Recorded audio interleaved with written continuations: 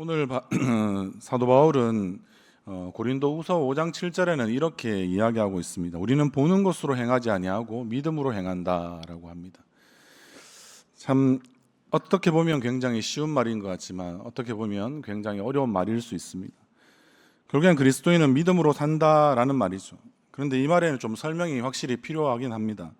모두가 믿음으로 산다라고 말하지만 믿음으로 사는 것이 어떤 것인지 구체적으로 물어보면 또 우리가 여기에는 굉장한 설명이 필요하고 그렇게 우리가 서로 간에 성경에서 이야기하는 그 중요한 부분들을 우리가 많이 이해해야 될 수 있는 부분도 있습니다. 사실 바울 사도가 지금 믿음으로 행하고 보는 것으로 행하지 않는다라고 하는 것은 새삼스러운 말은 아닙니다. 지난 시간에도 그 비슷한 말씀들을 인용했는데요.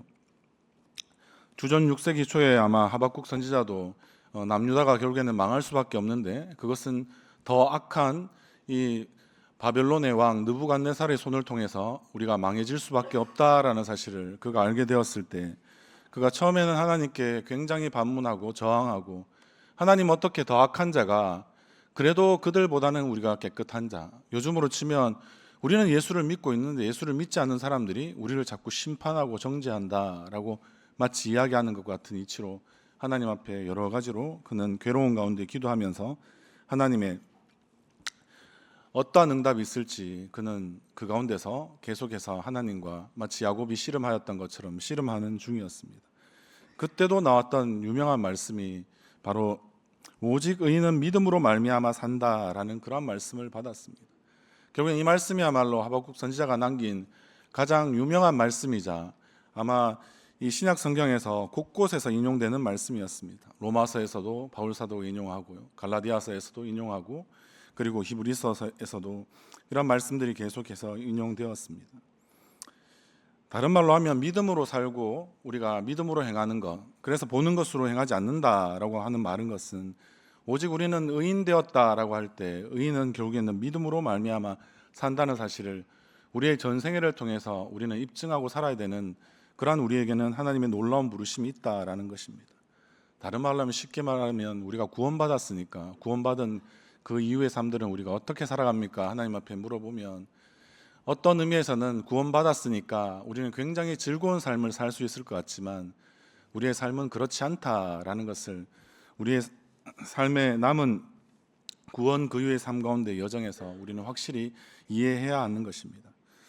우리 안에서 꿈틀거리고 죽었다 싶으면서 다시 살아나는 우리의 이 계속적인 이 죄성이라고 이야기하는 이런 것들, 여러분들 어떻게 여러분들은 생각하고 계십니까?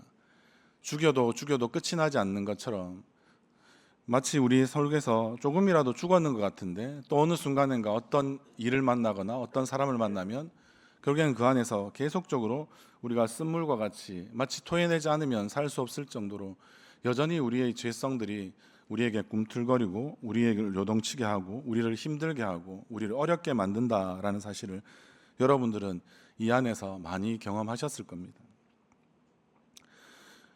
그래서 우리는 어제는 우리가 믿음과 주의 말씀으로 그렇게 우리 안에 있는 죄성을 분명히 죽였는 것 같은데 오늘 그것이 결국에는 어떻게 다시 계속해서 우리 안에서 일어나서 우리를 도전하고 우리를 힘들게 하고 우리가 의롭게 살고자 하지만 마음은 원이지만 결국엔 육신이 약하여서 무너지는 삶을 만들어내는 것, 그것은 세상 바깥에서 세상이 우리를 힘들게 하고 세상 사람들이 우리를 힘들게 하는 것보다 우리 안에 있는 죄성들이 우리를 계속해서 그렇게 만들어가고 있다라는 사실을 우리는 인정하는 것에서부터 우리의 구원 이후에 놀라운 삶들, 착하고 선한 삶들, 거룩한 삶들이 시작될 것입니다.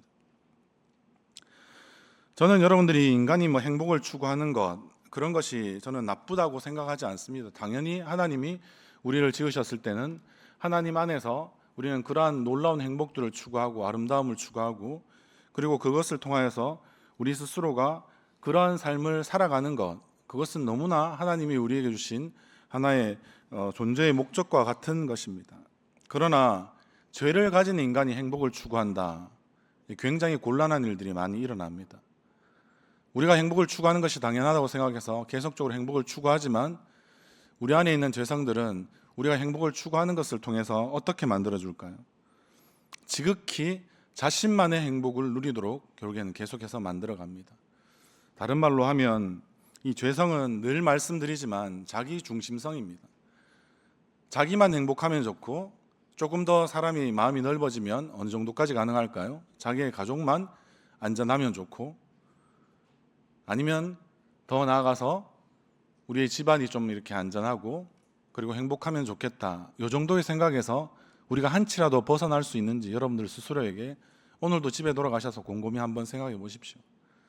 여러분들의 행복은 어떤 것입니까? 내가 좀 행복하지 않아도 다른 사람들이 나를 인해서 행복하면 좋겠다. 그렇게 생각하시는 분들 많으신가요? 저도 또한 거기에 예외되지 않더라고요. 돌아서 보면 다른 사람들의 행복을 내가 구하는 것보다 일단 내가 먼저 행복해야죠. 이렇게 생각하는 것이 우리 안에서 너무나 많이 그러한 우리의 자기중심성들이 발휘되고 있기 때문에 그렇습니다. 다시 말하면 우리는 여전히 죄 가운데서 죄를 먹고 마시는 것을 늘 즐겨하는 자들이다라는 사실을 우리는 인정하지 않을 수 없다라는 것이죠. 뭐 우리가 두세 살짜리라도 보시면 알잖아요. 뭘 이야기하면 뭘 하나 주는데 이걸 받고 난 다음에 이게 이제 자기 것이 되죠. 그러면 또 하나를 더 주면 어떨까요? 아, 주신 사람들, 만약에 할머니가 주셨으면 할머니 거야 이렇게 이야기합니까? 절대 그렇게 이야기하지 않습니다. 이것도 또 내 거다. 계속해서 내 거고 내 거고 내 거고 내 거 아닌 것이 없을 때까지 주변에 있는 모든 물건들이 자기 것으로 만들어버리는 이러한 모습들이 우리가 아이들을 커나가는 과정을 보면 알 수 있지 않습니까? 이러한 자기중심성은 우리가 일명 유명한 죄성의 DNA다라고까지 많은 사람들은 그렇게 부르기도 합니다. 너는 불행해도 되지만 나는 행복해야 돼. 내 불행이 내 행복이라도 괜찮아 라는 식으로 우리는 늘 행동하는 것이 당연하게 그렇게 살아가는 것이죠. 그런 것은 우리의 교인도 마찬가지지만 어떤 의미에서는 교회라는 우리는 공동체로 모였지만 교회가 오늘 오전에도 목사님이 말씀하셨지만 이 통계치를 보면 좀 많이 암울하지 않습니까? 기독교나 아니면 어떤 의미에서는 기독교의 어떤 신뢰의 수준이 50% 미만으로 떨어졌다. 이런 이야기들은 참 엄청나게 우리가 이기적인 집단이 되었다라는 것으로 한 줄 평을 목사님도 하셨지 않습니까? 우리의 이기적인 이런 집단으로 되어버리는 우리의 집단성들, 이제는 아무도 교회에 이렇게 나오라고 이야기하기가 진짜 어려운 그런 시간들이 되어버렸는지도 모르겠다라는 생각이 들 만큼 수치스럽고 부끄러운 것이 사실입니다. 그런데 더 나아가서 생각해 보면 어떻습니까? 모든 그러한 모습으로 우리가 살아가기 때문에 우리 스스로는 다시 한 번 더 우리에게 물어봐야 되는 거죠.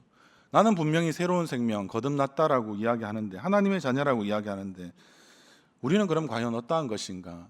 우리가 다시 한 번 더 말씀에서부터 우리는 그 해답을 찾아가기 시작해야 되지 않겠습니까? 이 죄성은 여전히 있지만 그러나 어떻습니까? 우리에게는 그리스도를 닮아갈 수 있는 신적인 본성, 일명 신의 성품의 베드로 사도의 표현으로는 참여할 수 있는 우리에게는 무수한 기회가 우리에게 지금 열렸다라는 것이 이 구원을 통한 하나님의 놀라운 선물이라는 것입니다.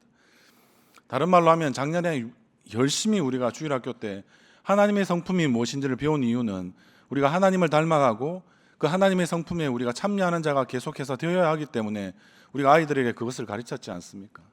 그러면 가르치는 우리 교사 선생님들에 해당하는 여기 계신 우리 청년들과 우리 성도님들 어떻습니까? 하나님의 성품으로 잘 살아가셨습니까? 그리고 그 가르치는 성품대로 여러분들이 좀 좋은 성품들로 아이들을 품에 안아보시고 아이들을 돌보시고 아이들을 잘 그렇게 이끌어 가보셨습니까? 그게 얼마나 어려운 일들인지 여러분들은 너무나 잘 아시지 않습니까? 뭐 이름으로 온유하고 관용하고 용서하고 뭐 이런 이야기들을 아무리 많이 해봐야 우리가 우리 스스로 닮은 한 뼘이라도 살아난, 그래서 하나님 닮아감이 있는 그런 모습들이 아이들한테 결국에는 빛비침이 되어질 때 우리의 삶들도 그리고 우리 아이들의 삶들도 그 가르침이 분명하게 효과를 볼 수 있다라는 것입니다. 다른 말로 하면 여러분들, 우리는 그렇게 하나님의 신적인 본성을 닮은 사람들이기 때문에 닮아가야 할 사람들이고 앞으로 닮을 수밖에 없는 사람들이고, 그래서 성령이 우리 안에 계속해서 내주에 계시니까요. 그 성령께서 계속해서 그러면 어떻게 하시겠습니까? 그것이 우리의 행복 추구라는 것과 같이 맞물리기 시작하면 우리는 어떠한 삶으로 그리스도인다운 행복 추구를 할 수 있을까요? 그것은 세상과는 달라지지 않겠습니까? 내가 좀 행복하지 않아도 다른 사람들이 행복함으로 누리는 것이 내가 그냥 먼저 행복함으로 누리는 것보다 훨씬 크다라는 사실을 우리는 결국에는 알 수 있을까요? 없을까요? 알게 됩니다. 그렇기 때문에 우리가 그리스도인이라는 것이죠. 그런 모습들을 보면 우리가 결국엔 다른 사람들에게 선을 베풀고 다른 사람들의 행복을 추구하는 방식으로 결국에는 우리는 어떻게 됩니까? 점점 이 죄성을 벗어 던질 수 있다는 거죠. 자기 중심적으로만 생각했던, 자기 고집과 자기 아집으로만, 독선으로만 계속해서 살아갔던 우리들의 악함들이 점점 더 하나님의 선하심 쪽으로 우리가 기울어지는 경향을 결국에는 우리 삶 가운데 볼 수밖에 없다라는 사실을 여러분들은 우리 안에 새로운 일을 시작하신, 다른 말로 하면 성령이 오셔서 우리를 계속해서 새롭게 하시는, 거듭나게 하시는 그 모든 일들을 통하여서 우리는 하나님을 닮아가는 것은 다른 것에 있지 않습니다. 여러분이 하신 일이 중요한 것이 아닙니다. 그냥 하나님을 닮아가시면 됩니다. 어떻게 해요? 내가 용서할 수 없는 사람을 용서할 수 있고, 내가 아무리 화가 나는 일이 있어도 단순히 참아내는 것이 아니라 나를 참아주신 주님을 생각하기 때문에 우리는 그것을 참아낼 수 있는 관용함들이 우리 가운데 일어날 것이고요. 그리고 함께 할 수 없다고 생각하는 사람들이지만 그들과 함께 할 수 있고, 그들이 나의 원래는 원수였지만 그러나 나를 친구 삼아주신 우리의 주님을 생각함으로 말미암아 내가 주님께서 베풀어 주시는 것처럼 원수도 친구로 변하는 그런 삶들을 누구와도 살아갈 수 있는 우리의 그러한 모습들이 우리 가운데 일어날 수 있을 때 결국 우리의 놀라운 이 구원의 역사는 우리의 삶 가운데 풍성하게 일어나게 된다라는 뜻입니다. 여러분들, 그래서 우리의 교회 생활이 어떠한지를 우리는 잘 생각해 보아야 합니다. 여러분들, 왜 하나님께서 개인으로만 부르시지 않고 우리를 공동체로 이 교회로 부르셨을까요? 우리는 늘 구원 이후의 삶 가운데서 우리는 물어봐야 합니다. 혼자서 신앙생활하고 혼자서 구원받고 혼자서 마치 옛날에 성경부 시간에 그런 이야기 했습니다. 휴거라는 말이 나와서 다른 분들에게 물어봤습니다. 휴거를 마치 생각할 때 자신만 그런 어려운 대환란이 만약에 성경에서 예언되는 대로 일어나게 된다면 그 전에 자기가 일명 들림 받는다라고 하는 거죠. 이렇게 건져 올림을 받는 거죠. 그래서 피할 수 있는 우리 주님이 예비하신 천국에 미리 가게 되는 그것을 우리는 휴거라고 하지 않습니까? 이 종말론에서 휴거는 얼마나 많은 이단들을 발생시키고 그것을 인하여서 사회적인 문제와 막대한 피해를 양산했던 것인지 여러분들도 우리의 현대사에서 우리는 너무나 잘 알고 있지 않습니까? 여러분들, 그런 걸 생각해 보시면 왜 그러면 우리를 혼자 부르시지 않고 같이 부르셨느냐, 우리가 그렇게 물어봐야 되지 않겠습니까? 하나님께서 우리를 교회로 이렇게 부르신 이유는 단 한 가지입니다. 앞에서 계속 반복해서 말씀드리는 것처럼 우리를 신의 성품에 참여할 수 있는 사람으로서 점점 빚어나가고 싶어 하신다는 겁니다. 교회가 지어져 간다라는 표현은 우리의 인격이 결국에는 예수님의 성품을 결국에는 닮아가는 방향으로 계속해서 바뀌어지고 있다라는 뜻이죠. 그런데 우리가 스스로 있으면 내가 얼마나 좋은 사람인지 모르지 않습니까?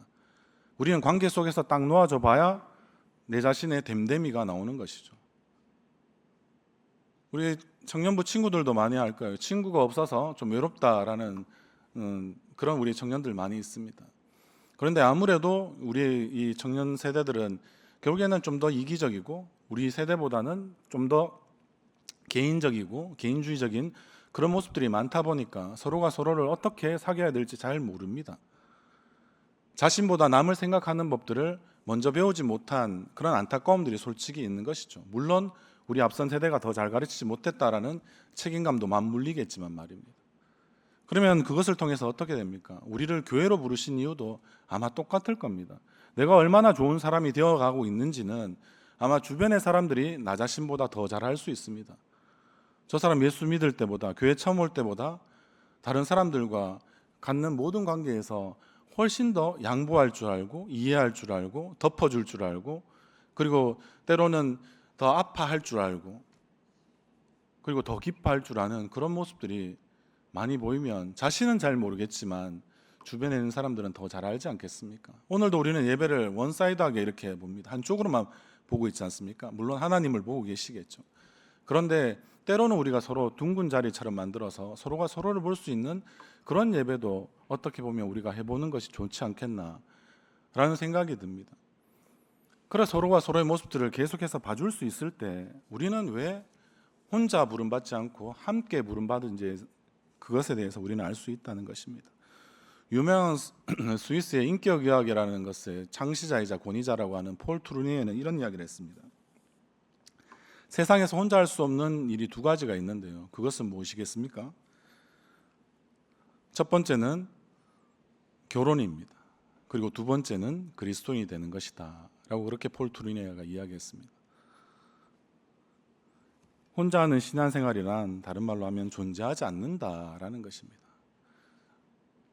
우리는 면벽수도라고 하죠. 벽만 쳐다보고 그리고 계속해서 자신의 마음의 상태들을 마치 마음 공부하듯이 잘 살펴봐서 어느 순간인가 막 자기가 굉장한 득도의 수준, 도인의 수준, 아니면 부처의 수준이 되면 우리가 정말 예수님의 성품을 닮아가는 것이고 예수님다운 정말 조그만한 작은 예수가 될까요?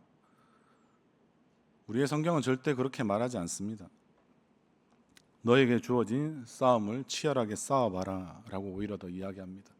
자신을 좀 싸워내고 주변의 모든 관계 속에서 자신이 다듬어져 가는 것도 결국엔 실제는 우리 교회 안에서, 교회가 또 시끄럽다는 분들 많지 않습니까? 교회는 시끄러운 것이 정상입니다. 교회는 학교가 아니고 일명 병원이니까요.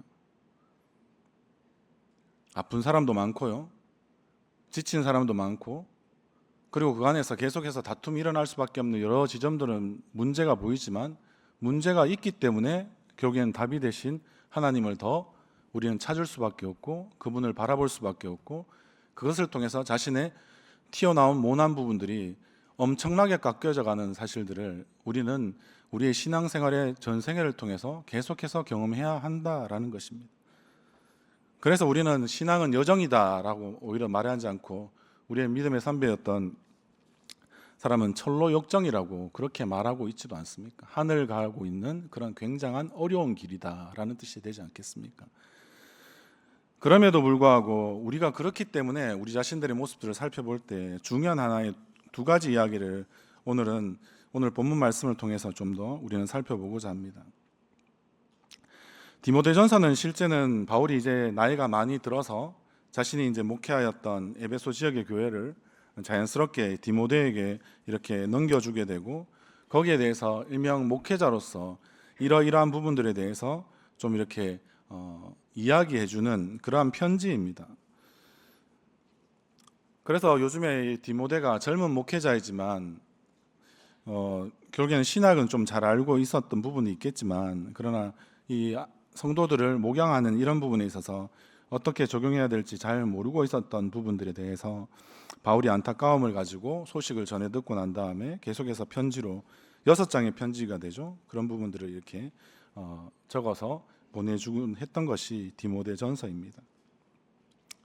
여러분들, 그러면 중요한 것은 우리가 오늘 읽었던 본문이 6장인데 6장이 마지막이지 않습니까? 항상 모든 이야기의 결론이 중요하지 않습니까? 그 결론에서 하는 말은 결국엔 어떤 부분인지 우리가 살펴보면, 이 결론부에서 이야기하는 대부분의 내용들은 무엇이냐면 돈에 관한 이야기입니다. 좀 놀랍지 않습니까? 돈에 대한 태도, 그리고 부자가 되려는 태도, 이미 부자로서 살아가는 형제들에 대한 권면들이 분명히 부지런히 적혀 있습니다. 그러면 우리는 이런 질문을 던져봐야 되지 않겠습니까? 이 돈과 부의 문제가 그토록 중요한 것인가? 이 목회에서, 목양에서, 교회에서 이 돈과 부의 문제가 그토록 중요하게 다루어져야만 하는 것인가? 우리가 그렇게 물어볼 수 있어야 한다는 거죠. 간단하게 이야기하면 두 가지 인생관, 일명 두 가지 가치관, 두 가지 세계관이 결국에는 충돌이 일어나는 지점이 있다는 거죠. 지금 바울이 이야기하는 것은 성공하는 삶이나 성공을 추구하는 삶이 결국에는 있고요, 그것은 하나의 부자 되기다라고 생각해 보시면 어떻겠습니까? 그리고 하나의 또 인생관은 결국에는 관계가 더 중요하다, 사랑하는 삶, 그리고 더 사랑하는 삶, 사랑을 추구하는 삶, 이런 것들이 필요하다라고 이야기하니까 결국에는 사랑하기가 되겠죠. 이 교회 안에서도 결국에는 여전히 뭐가 문제입니까? 부자 되기와 사랑하기에 이러한 가치관의 충돌이 계속해서 일어난다라고 지금 사도 바울은 이야기하고 있다는 것입니다. 한번 이야기해 보십시오. 사실 모두가 새해마다 하는 많은 소원들 중에 하나가 대박나게 해주세요. 우리가 황금 돼지 때가 되었을 때는 그때 그런 돼지 형상들을 우리가 많이 모아서 또 어떻게든 우리가 좀 더 부유하게 되었으면 좋겠다 이런 생각도 합니다. 뭐 유대인들은 부자는 원래 하나님으로부터 축복받은 존재다라고 아예 정의까지 내려주고 있지 않습니까? 그런데 여기서 이야기하는 것은 우리가 그 가운데서 우리는 이렇게 말해볼 수 있겠습니까? 나는 그렇게 많은 사람들이 부자 되고 싶어하고 부자 되기를 원하는데 나는 가난한 게 좋습니다. 주님 제게 있는 것을 다시 가져가시옵소서. 이렇게 여러분들 새해 벽두부터 기도하시는 분들 혹시 있으십니까? 하나님이 특별한 은혜를 주시기를 바랍니다. 여기서 지금 사도 바울이 다루는 문제의 핵심은 결국에는 무엇을 말하는 것일까요? 우리의 마음이 실제 어디에 있느냐라는 것을 계속해서 확인하려고 하는 것이죠. 부활이 하는 자들이라고 오늘 우리 본문의 9절 말씀에 있는데요.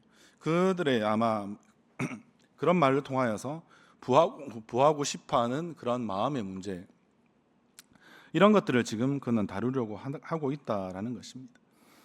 10절에서도 결국에는 이야기하는 것이 우리 10절의 말씀 한번 같이 읽어볼까요? 시작.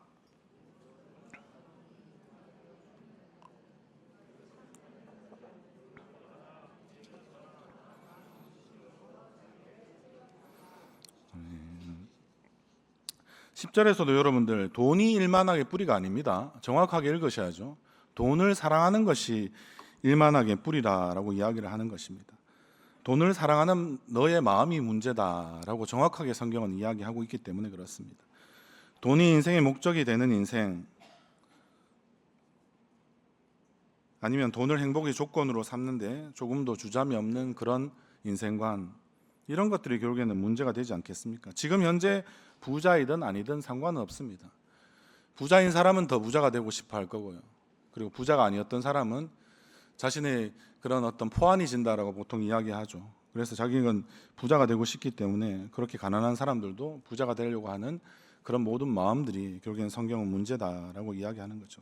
다른 말로 하면, 쉽게 정리하면 부하려 하는 자들, 그들의 삶은 지금 디모데에게 바울이 이야기하지만 위험하다라고 이야기를 하고 있는 것이죠. 거기에 대립되었던 사랑하는 삶은 어떻습니까? 3절에 보면 누구든지 다른 교훈을 하며 라고 이야기하는 거짓 교사들에 대한 언급이 나오는데요. 여기에 보면 사도 바울이 결국에는 복음을 전하고 떠나면 그 교회에서 가만히 들어와서 사도 바울이 전한 정통적인 복음이 아닌, 오직 의인은 믿음으로 말미암아 삼는다는 그런 교훈이 아닌, 예수가 그리스도이다라는 그런 온전한 복음이 아닌, 뭔가를 자꾸 더해서 할례를 받아야 된다든지 금식을 해야 된다든지 기도를 더 열심히 해야 된다든지, 또 다른 의미로는 요즘으로 치면 우리는 돈에 대한 문제를 이야기하니까 헌금을 훨씬 더 많이 해야 뭐 그렇다고 한다든지, 이런 여러 가지 거짓 교사들이 그때 1세기 당시에도 있었고 오늘날에도 여전히 복음에 대해서 제대로 순수한 복음, 순전한 복음을 추구하지 않는 우리들의 죄성상 결국에는 우리는 자꾸 뭔가를 하나씩 더 얹어서 그래서 완전히 다른 복음이 되어버리게 만드는 그런 일들이 그 가운데 많이 있었고, 그래서 우리는 지금도 마찬가지고 이전에 디모데도 그러한 것에 대해서 철저하게 거짓 교사들과의 싸움을 감당해야 한다라는 것을 많이 이야기해 주었습니다. 여러분들, 그 가운데서 우리는 결국에는 바른 것을 추구할 수밖에 없는데요. 이 바른이라는 말은 결국에는 무엇을 말하는 게 되겠습니까? 바르다는 말은 결국엔 의학 용어라고 쉽게 이야기할 수 있지 않겠습니까? 건강에 이상이 없는 상태, 이런 것들을 이야기하는데, 예수 그리스도에 대한 바른 말은 오늘 본문 가운데서 말하는 것처럼 경건에 관한 바른 복음과 바른 교리를 가르치고 그리고 바른 삶, 건강한 삶이 나온다라는 뜻입니다. 단순히 이 사람이 하나님을 닮아가면 도덕적으로, 윤리적으로 더 잘 살게 된다라고 지금 이야기하는 것이 아니다는 거죠.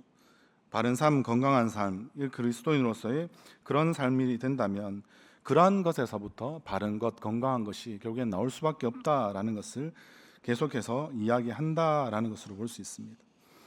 다른 말로 하면 우리가 누군가를 사랑할 수 있는, 예수님이 우리를 사랑하셨듯이, 하나님이 우리를 사랑하셨듯이 우리도 다른 사람들을 사랑할 수 있다면 우리는 그것에서부터 뭔가 제대로 된 것, 바른 것, 건강한 것, 풍성한 것이 우리의 삶으로부터 계속해서 나올 수밖에 없다라는 것을 결국엔 이야기하고 있다라는 것입니다. 그런데 그렇지 않을 때 우리는 어떻습니까? 우리 3절에서 5절의 말씀도 한번 같이 읽도록 하겠습니다. 시작.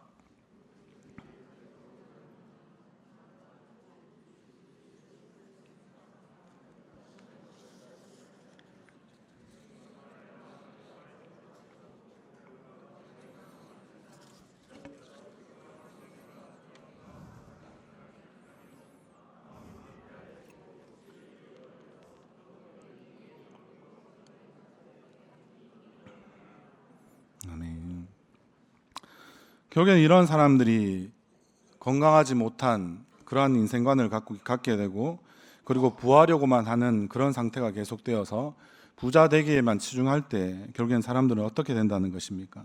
지금 이와 같은 많은 안 좋은 교만한 모습들이 드러날 수밖에 없다라는 것이죠. 변론이나 언쟁이 일어나고 다툼이 일어나고 말싸움이 일어나고 투기와 분쟁과 비방과 악한 생각과 그 부패한 그런 마음으로 인하여서 온전한 진리를 결국에는 잃어버리게 된다는 거고, 결과적으로는 그것을 통하여서 하나님을 경외하는 일명 이 경건도 하나의 자신의 이익의 재료나 수단으로 삼아버린다라고까지 이야기하는 것이죠. 그런 것이 바로 결국에는 부하려고만 하는 사람들이 갖게 되는 그러한 일들이 일어난다라는 것입니다. 그것이 한국 교회 안에서도 이러한 사람들이 여전히 있다라는 것을 우리는 주의하여야 한다는 것이죠. 가르치는 자나 가르침을 받는 자 모두가 이런 부분들에 대해서 더 주의하지 않으면 우리가 그렇게 살아갈 수밖에 없다는 것입니다. 우리가 6절에서 8절의 말씀이 있는데요. 우리가 6절의 말씀만 먼저 읽도록 하겠습니다. 그러나 자족하는 마음이 있으면 경건은 큰 이익이 되느니라. 아멘.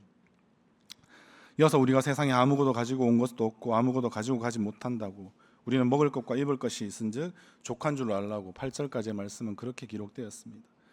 쉽게 이야기하면 이런 모습들은 무엇입니까? 이 본문에서 가장 중요한 이야기는 결국에는 자족하는 것입니다. 자족하는 것은 자신이 주관적으로 생각하는 것이지 객관적으로 자족한다라고 말하지 않습니다. 객관적이라는 것은 무엇입니까? 누가 봐도 저 사람 부자다라고 생각하면 그 정도면 자족할 수 있겠다라고 우리는 그렇게 판단합니다. 그러나 이 자족이라는 말은 지극히 주관적입니다. 하나님을 만난 사람이고 하나님의 자녀다운 모습이 있는 사람들은 자기 스스로 멈출 줄 안다는 거죠. 시편 23편에는 자족에 대해서 너무나 똑같은 고백을 하고 있습니다. 시편 1편이 어떻게 됩니까? 여호와는 나의 목자시니 내가 부족함이 없다라고 이야기하지 않습니까? 시편 23편을 아마 한국 그리스도인들이 가장 좋아하는 말씀 중에 하나라고 보통 이야기합니다. 여러분들이 하나님이 나의 목자 되시고 하나님이 나의 하나님이 되시면 여러분들이 스스로 날마다 부족함이 없다라고 그렇게 고백하셔야만 우리는 경건에 이를 만한 자족함이 우리의 삶 가운데 있다는 것입니다. 믿음으로 다시 한 번 더 말씀드리며 산다는 것은 자족하며 산다는 것입니다. 내게 있는 것으로 나는 만족하며 산다는 것입니다. 세상 사람들이 당신은 차가 없고 당신은 집이 없고 당신은 돈이 없고 어떤 부분들이 다 없다라고 많이 이야기하는 사람들에게 하박국 선지자가 그 마지막에도 그렇게 이야기하지 않습니까? 나는 없고 없어도 여호와 하나님만으로 나는 즐거워하겠다라고 이야기하는 그런 사람들만이 진정한 자족됨이 있는 사람들이다라고 이야기를 하는 것입니다. 사랑하는 성도 여러분, 그렇기 때문에 우리는 소유로 우리의 행복의 조건으로 우리는 절대 삼을 수 없습니다. 내가 누구인가라는 질문에 우리 스스로 하나님의 자녀이다라는 그런 여러분들 가운데 확신이 있는 사람만이 믿음으로 살아갈 수 있고 자족하며 살아갈 수 있습니다. 그래서 믿음과 자족은 결코 분리할 수 없고요. 그리고 이 사람이 믿음이 있는가라고 살펴볼 수 있는 중요한 잣대나 시금석이 되는 것은 저 사람이 믿음으로 사는데 자족하지 못하고 있다면 그 사람의 믿음은 조금 문제가 있는 것이다 라고 우리는 판단해주고, 그리고 구별해서 분별해서 어떻게 해야 될까요? 정죄하지 마시고 기도해 주셔야 합니다. 여러분들, 오늘의 말씀들 중에서 저는 7절과 8절의 말씀을 집에 돌아가셔서 열심히 더 읽어보시면 참 좋겠습니다. 이 불교적인 교리가 아닙니다. 우리는 빈손으로 왔다가 빈손으로 갑니다. 불교는 공수래 공수거라고 하죠. 먹고 입는 것 요즘에 부족하신 분이 있습니까? 제가 봤을 때 우리 교회 한 95% 이상은 먹고 입는 것에 부족함이 없는 줄로 알고 있습니다.